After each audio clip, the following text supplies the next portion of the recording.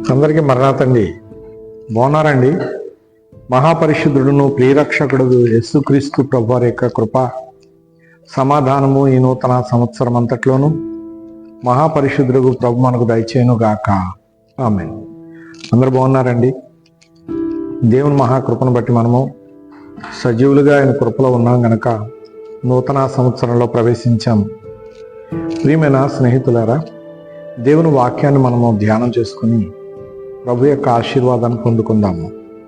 ప్రియులారా, లేఖనాలను మనం చూసినట్లయితే కనుక మొదటి సమూయేలు గ్రంథము 26వ అధ్యాయము 25వ వచనాన్ని మనము చూసినట్లయితే ఇక్కడ నీవు ఘనకార్యములు పూనుకొని జయము పొందుదువు గాక అని దేవుడు మనకు చూపిస్తూ ఉన్నారు.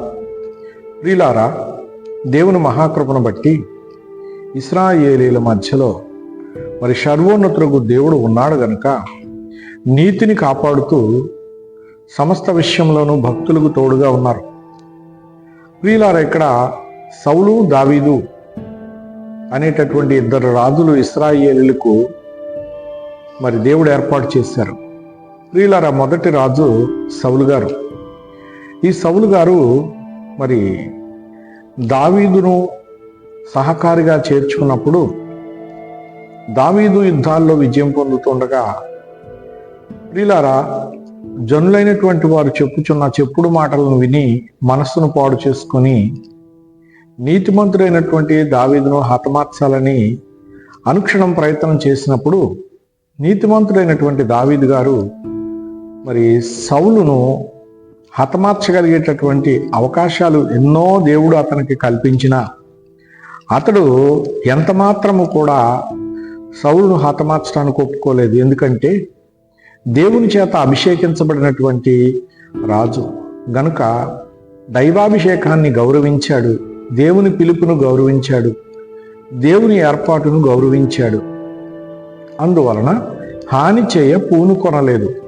ప్రియులారా, ఆ విషయాన్ని అతడు ఒక దినాన ప్రూవ్ చేసుకోవాల్సి వచ్చింది.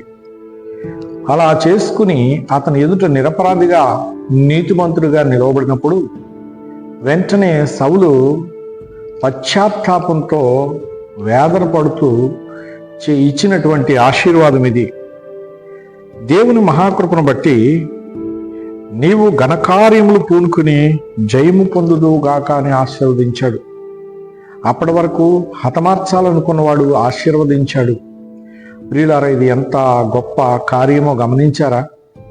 కనుక ఈ కడవరి కాలంలో మనలను తరిమి నాశనము చేయాలనుకుంటున్న ప్రతి విధమైన సమస్య, ప్రతి విధమైనటువంటి వ్యాధి కావచ్చు, ఇబ్బంది కావచ్చు, పేదరికము కావచ్చు, వేదన గొలిపించేటటువంటి సమస్యలే కావచ్చు, ఏవి అయినప్పటికీ మనపై జయం సాధించలేవు.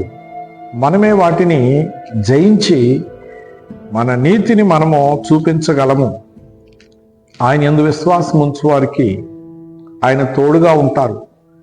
దావీదు గారు దేవుని యందు విశ్వాసం ఉంచి ప్రతి అడుగు వేశారు గనక ఆయన అడుగులను స్థిరపరిచాడు దేవుడు.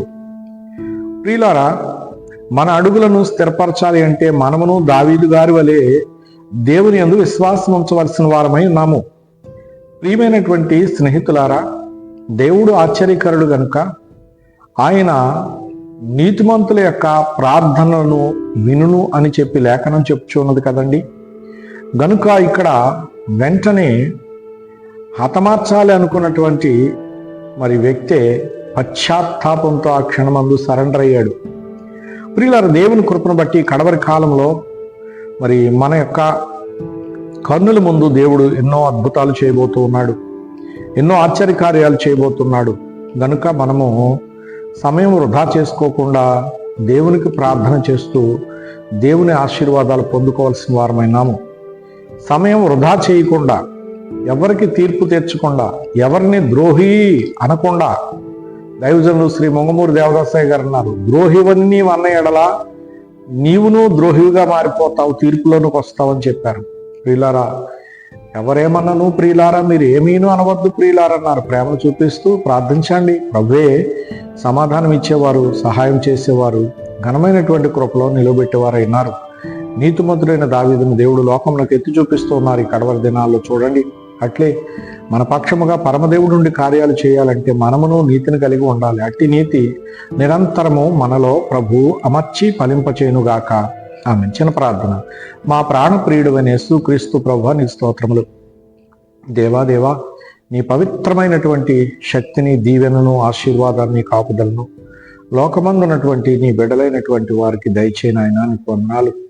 నా ప్రతి కుటుంబంలోనూ ఎందరో నీ ప్రేమను గుర్తెరగక ఉన్నారు. వారందరితో నువ్వు మాట్లాడి వారందరిని రక్షించి వర్ధల చేసి ఫలింపచేసి ఘనతనందమని ఘనమైన మహారాజు యేసునామమున ప్రార్థించి సమర్పిస్తున్నాను పరమ తండ్రి. ఆమేన్. పరమదేవుని కృప తోడైండుగాక.